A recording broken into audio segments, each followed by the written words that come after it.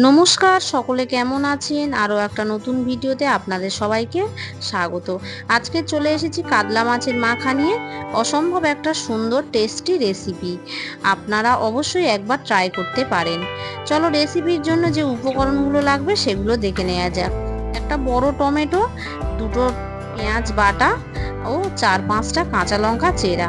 এদিকে শিলের মধ্যে নিয়ে নিয়েছি সর্ষে, সাদা সর্ষে, চালমগজ, পোস্ত, 5টা শুকনো লঙ্কা ও একটু দারচিনি, লবঙ্গ, এলাচ ও কয়েকটা গোলমরিচ। খুব কম নিয়েছি, আপনারা নাও নিতে পারেন, এটা অপশনাল। আর লঙ্কাটা যে যার পরিমাণ মতো দেবেন। এদিকে কড়াইতে দিয়ে দিয়েছি মাছ, তার মধ্যে যে বাটনা বাটা ছিল সেটা, পোস্ত, সর্ষে, টমেটো, পেঁয়াজ বাটা, রঙের জন্য হলুদ, স্বাদ মতো নুন ও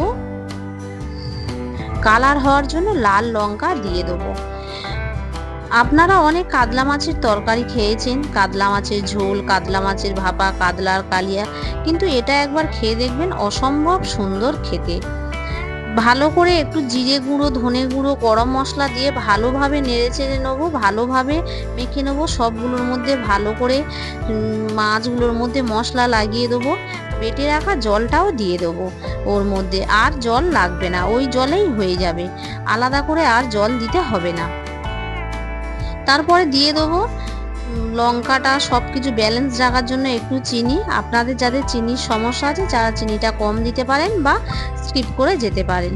ও একটু লেবুর রস দিয়ে দেবো, দিয়ে কিছুক্ষণ মেখে রেখে দেবো, 5 থেকে 10 মিনিট রেখে দেবো। লেবুর রসটা দিলে একটা অন্যরকম স্বাদ আসবে। দেখো, রেখে দেওয়ার পরে এবারে গ্যাসের মধ্যে বসিয়ে দিয়েছি, একদম মিডিয়াম আছে, মিডিয়াম থেকে একটু কম, একদম লো না দিয়ে বসিয়ে রাখবো। 5-7 মিনিট পরে দেখো একবার কি সুন্দর ফুটে উঠেছে, কি সুন্দর ফুটছে। মাছগুলো একটু উল্টে দেবো, মাছগুলো উল্টে দেবো, দিয়ে আবার সব মাছগুলো ভালোভাবে উল্টে দেবো, দিয়ে আবার ঢাকা দিয়ে রেখে দেবো। মাছটা অপূর্ব সুন্দর খেতে হয়েছে, অসাধারণ খেতে হয়েছে। আপনারা চাইলে অবশ্যই একবার ঘরে ট্রাই করতে পারেন। অনেক রকম রেসিপি খেয়েছেন, তবে এটা খুব ভালো লাগবে বাচ্চাদের, বড়দের, সবার। দেখো ফের কিছুক্ষণ পরে ভালোভাবে নেড়ে চেড়ে রেসিপিটা হয়ে গেছে, নামিয়ে নেব। একদম চটজলদি, খুব তাড়াতাড়ি, কোনো খাটুনির ব্যাপার নেই। জাস্ট মাখো আর বসিয়ে দাও, খুব তাড়াতাড়ি হয়ে যায় এবং খুব সুন্দর। ভিডিওটি কেমন লাগলো বন্ধুরা আপনারা জানাবেন। ভালো লাগলেই অবশ্যই একটা লাইক, কমেন্ট, শেয়ার করবেন এবং সাবস্ক্রাইব করবেন আমার ভিডিওটি। আর আরও আমি হাতে নতুন নতুন ভালো রান্নার ভিডিও দিতে পারি। বন্ধুরা, আপনারা অবশ্যই এই রেসিপিটা একবার ট্রাই করে দেখবেন।